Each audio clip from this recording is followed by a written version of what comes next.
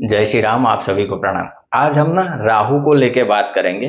काफी लोगों ने मुझे कमेंट किया कि सर जो आपने शनि का वीडियो बनाया था कि शनि किन भावों में अच्छा रिजल्ट देते हैं, उस हिसाब से आप राहु का भी बता दो। ठीक है, तो मैंने सोचा आज एक वीडियो हम बना देते हैं।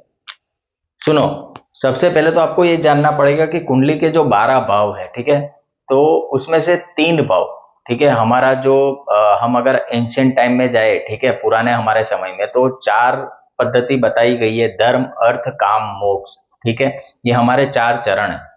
तो उसी हिसाब से हमारी जो राशियां हैं वो भी इन 4 भावों में बटी हुई है। हमारे जो हाउसेस है कुंडली के, वो भी इन 4 भावों में आते हैं। तो कौन सी राशियां धर्म त्रिकोण में आती है, कौन सी राशियां अर्थ त्रिकोण में आती है, कौन सी राशियां मोक्ष त्रिकोण में आती है, कौन सी राशियां काम त्रिकोण में आती है, वो हमें जानना पड़ेगा। और उसके बेसिस पे हम प्लेनेट के जो कारकत्व है, प्लेनेट के ट्रेट्स है, ठीक है, उसको एनालाइज करते हैं।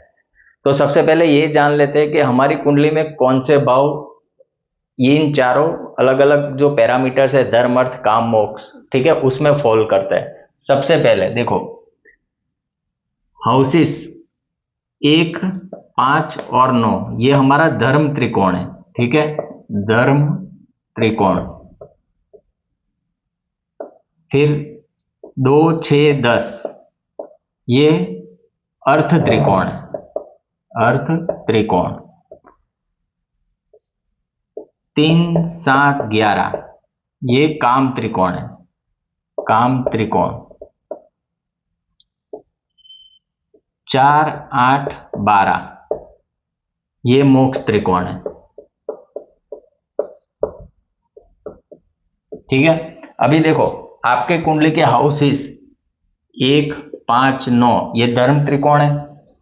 2, 6, 10, ये अर्थ त्रिकोण है। 3, 7, 11, ये काम त्रिकोण है।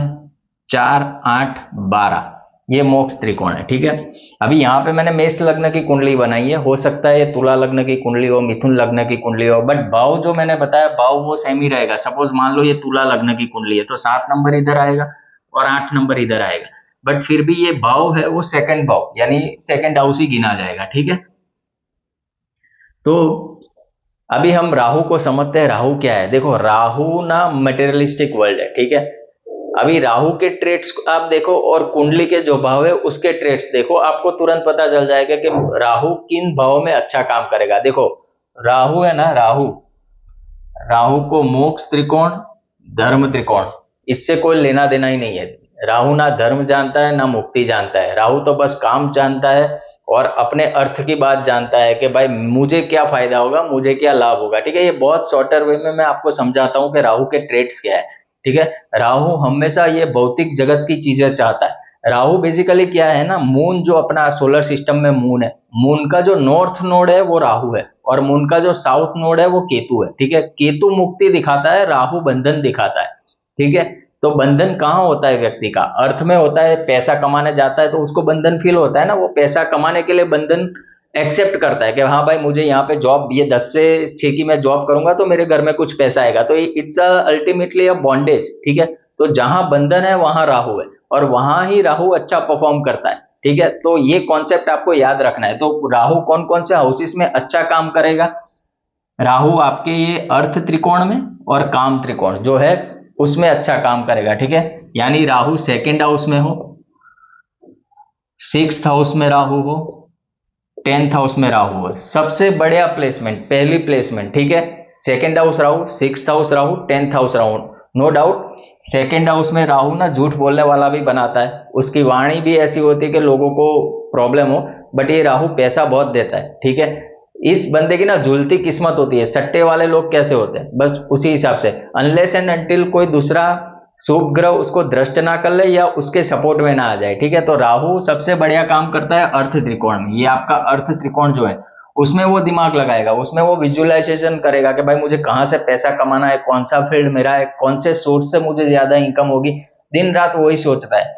छठे हाउस में तो राहु को A1 बोला गया है क्योंकि शत्रु हंता योग बनाता है। छठे हाउस में बैठा हुआ राहु शत्रुओं के छक्के छुड़ाता है। ठीक है, बट कंडीशन एक ही है, कि आपको कुछ नहीं करना है, आप करने जाओगे तो राहु चुप हो जाएगा, आपको चुप्पी साध के रखनी है तो राहु पूरा काम कर देगा। ठीक है, आपको उस तरफ देखना ही नहीं है कि मेरे एनिमीज मेरे बारे में क्या बोल रहे हैं, क्या सोच रहे हैं। ठीक है, आप बस अपने काम पे फोकस रहो, काम करे जाओ, बाकी ये राहु दुनिया को संभाल लेगा। ठीक है, सबसे बढ़िया प्लेसमेंट राहु की यहाँ पे है 6th हाउस में।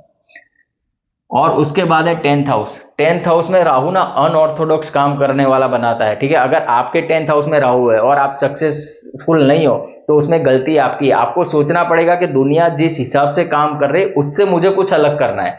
अगर आप वो थॉट लेके अपने काम में डालोगे ना तो 110% आप सक्सेसफुल होंगे। ठीक है, बट सक्सेसफुल होने के लिए आपको अनऑर्थोडॉक्स चीज, राहु क्या है, अनऑर्थोडॉक्स। ठीक है, वो विद्रोही है, वो समाज का विद्रोही। समाज में ये रीति रिवाज है, मैं उस हिसाब से नहीं चलूंगा, मैं अपने हिसाब से चलूंगा। उसी हिसाब से आपको आपके कार्य क्षेत्र में कुछ यूनिक चीज लेके आनी पड़ेगी। दुनिया जो कर रही उससे हटके आपको कुछ सोचना पड़ेगा, कुछ काम करना पड़ेगा, तभी जाके आप सक्सेसफुल होंगे।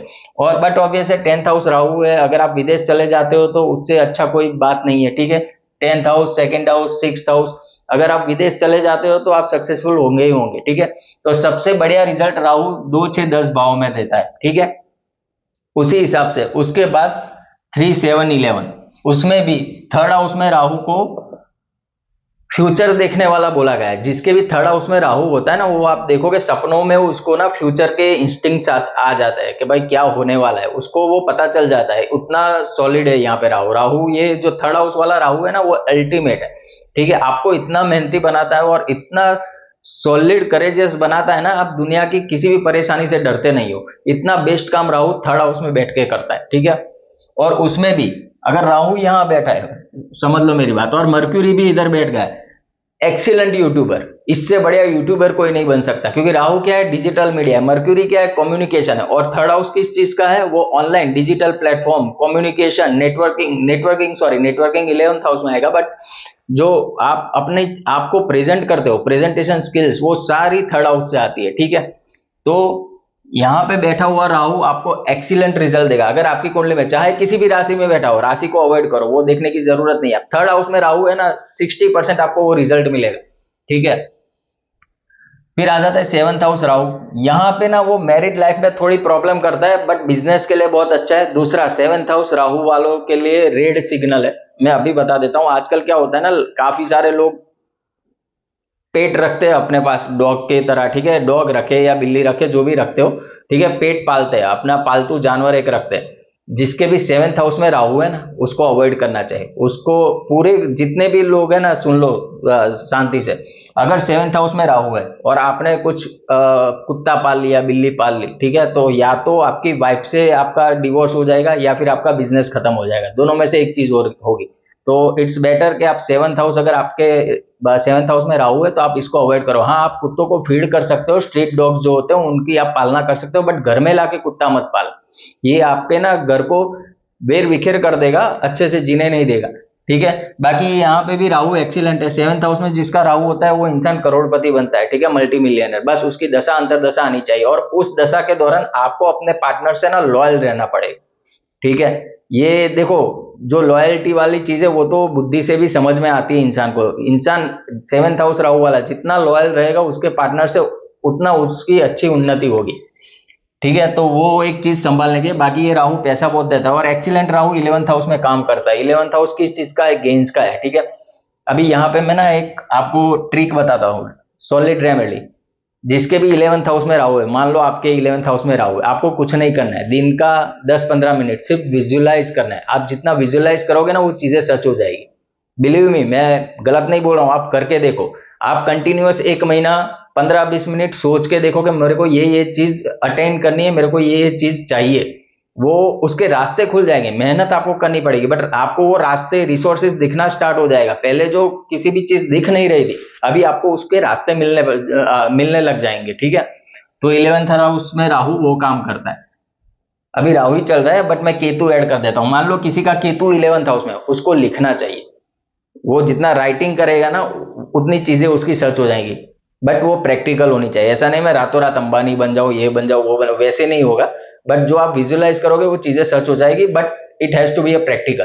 ठीक है, तो जो ये 2 त्रिकोण मैंने आपको बताया, एक तो 2, 6, 10, 3, 7, 11, इन भाव में अगर आपका राहु बैठा है जन्म कुंडली में, ठीक है, तो आपको एक्सीलेंट रिजल्ट देगा, डरने की कोई जरूरत नहीं। उसकी महादशा, अंतरदशा, प्रत्यंतर दशा में आपको वो फायदा देके ही जाएगा, ठीक है। अभी उसी हिसाब से, ये तो मैंने घर की बात कर दी, हाउस, उसी हिसाब से 2, 6, 10, 3, 7, 11 इन राशियों में जोडियाक साइन,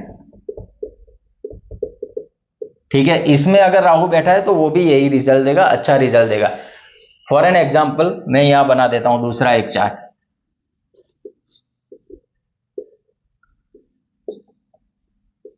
ठीक है, चार्ट में बना लेता हूं 8 नंबर का, 8 वृश्चिक लगन, 10, 11, 12, 1, 2, 3, 4, 5, 6, 7, ठीक है। अभी देखो, ये तो मेष लग्न की कुंडली थी, ये वृश्चिक लग्न की कुंडली है, ठीक है। मैंने कौन कौन से हाउसेस साइन बोला, 2, 6, 10, 3, 7, 11, तो आपका राहु 2 नंबर की साइन में हो, 3 नंबर देखो अष्टम भाव में आ गया, यहां पे नहीं था, ठीक है, मोक्ष त्रिकोण में आता है, बट अगर आपके अष्टम भाव में 3 नंबर की राशि है और राहु यहां पे बैठा है, आपको एक्सीलेंट रिजल्ट देगा, ठीक है। 7 नंबर, वैसे राहु को 12th हाउस में अच्छा नहीं माना जाता, ठीक है, अगर राहु 12th हाउस में है, दशा गड़बड़ हो गई, जेल जाने के योग हो जाता है, बट 7 नंबर की राशि में बैठा है, आपको अच्छे परिणाम देगा, होगा क्या, आपको विदेश भेज देगा, ठीक है, फॉरेन चले जाओगे आप। उसी हिसाब से 4th हाउस में भी राहु को अच्छा नहीं माना गया, क्योंकि होता क्या है ना, 4th हाउस में राहु होता है, राहु उस बंदे को ना अपने फैमिली से बहुत अटैचमेंट होता है, बट डिसअपॉइंटमेंट भी उसको उसकी फैमिली से ही मिलती है, ठीक है। बट देखो राशि कौन सी है यहाँ पे, 11 नंबर की, तो 11 नंबर की राशि में वो अच्छा परफॉर्म करेगा। बाय द वे 10 नंबर की राशि 3rd हाउस में ही आती है, हाउस में भी अच्छा है, राशि में भी अगर राहु बैठ जाए तो अच्छा है, नहीं, हाँ अच्छा है, ठीक है। 6 नंबर की राशि देखो 11th हाउस में अच्छा है, 6 नंबर की राशि में अच्छा है। तो कहने का पॉइंट वही है कि अगर आपके ये हाउसेस में बैठ जाए, अर्थ त्रिकोण, काम त्रिकोण वाले हाउसेस में, या तो फिर राशि में बैठ जाए, ठीक है, राशियां भी उसी हिसाब से डिनोट होती है कि भाई 1 से लेके 12 राशि है, उसको 4 भागों में बांटा गया है, 1, 5, 9 वो धर्म त्रिकोण की राशि है, 2, 6, 10 वो अर्थ त्रिकोण की राशि है, 3, 7, 11 वो आपके काम त्रिकोण की राशि है, और 4, 8, 12 मोक्ष त्रिकोण की राशि है, ठीक है जी। तो ये था आज का सेशन, आज का छोटा सा सेशन, ठीक है। जय श्री राम, एंड करते हैं, मिलते हैं नेक्स्ट वीडियो में। जय श्री राम।